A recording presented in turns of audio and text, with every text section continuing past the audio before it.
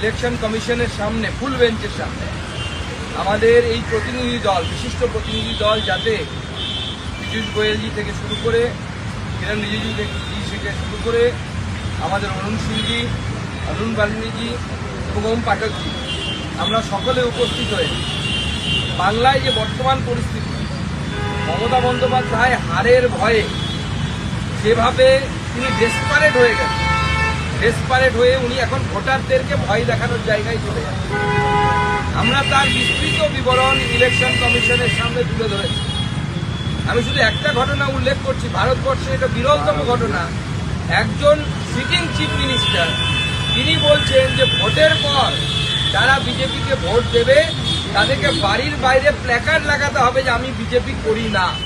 মানে এমন সিচুয়েশন তৈরি করা হবে, ভায়োলেন্স এমন করা হবে যাতে সবাই বাড়ির সামনে ডিক্লারেশন দেয় যে আমি বিজেপি করি না, আমি বিজেপি সাপোর্ট করি না।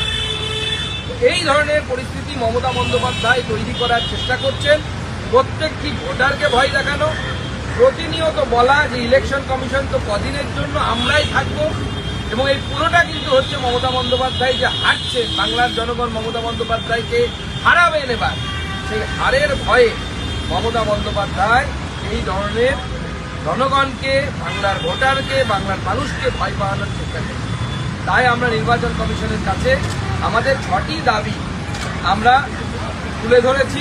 সেই দাবিগুলোতে মমতা বন্দ্যোপাধ্যায়ের বিরুদ্ধে ভারতীয় ন্যায় সংহিতা অনুসারে উপযুক্ত ব্যবস্থা নেওয়া। ন্যায় সংহিতা অনুসারে উনি ক্রাইম করেছেন, কারণ উনি থ্রেট করেছেন, জীবনহানি পর্যন্ত থ্রেট করেছেন। তার জন্য তার বিরুদ্ধে ব্যবস্থা নেওয়ার জন্য আবেদন জানিয়েছি। তাকে প্রচার থেকে ডিবার করার জন্য আবেদন জানিয়েছি এবং ইলেকশন কমিশনকে বলেছি আমরা যেন ফ্রি অ্যান্ড ফেয়ার ইলেকশন যেন হয়। এবং ইলেকশন কমিশনের ফুল বেঞ্চ আমাদেরকে আশ্বস্ত করেছে যে ফ্রি অ্যান্ড ফেয়ার ইলেকশন করার জন্য যা যা করা প্রয়োজন ইলেকশন কমিশন তাই করবে। No booth jamming, no source jamming, কোনো ধরনের ছাপ্পা ভোট ইলেকশন কমিশন হতে দেবে।